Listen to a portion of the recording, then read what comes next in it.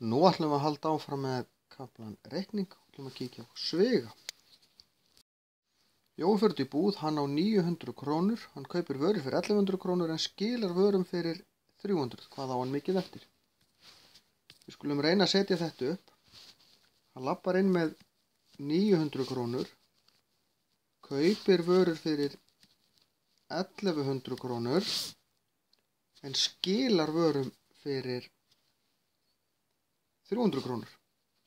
Þannig að það sem við gerum, við setjum sviga hérna utanum. Því að það sem hann kaupir fyrir, við drögum 300 frá því vörunum sem hann skilaði. Það er dregið frá því sem hann kaupir. En til þess að gera það fyrst, þá þurfum við að gera þetta svona. Og forgangsröð aðgerða segir okkur við erum að taka svigan fyrst. Þannig að við reiknum þetta fyrst, 800. Og þá er svíinn farinn, þá er bara 900 mínus eftir. Og 900 mínus 800 er 100.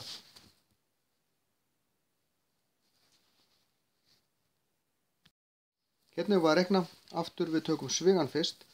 Þið sjáu þessi tvö dæmi eru nákvæmlega eins, nema í öðru er sví og hinn ekki. Skulum sjá hverju það breytir. Hérna tökum við svigan fyrst og þá tökum við í raun 250 pluss 800 sem er 1050.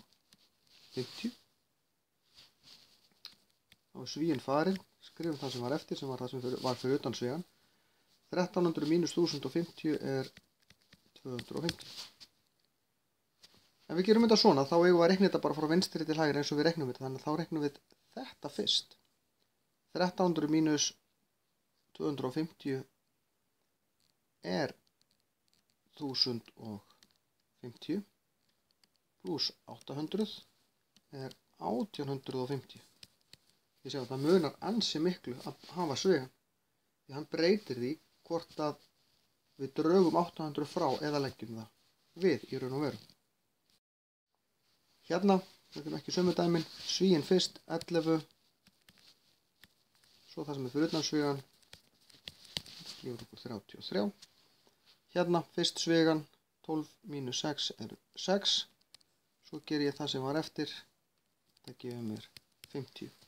Það skiptir óboðslega miklu máli að reikna þetta svona niður, skrifa það sem er út úr sviganum, það sem er eftir og svo útkomuna.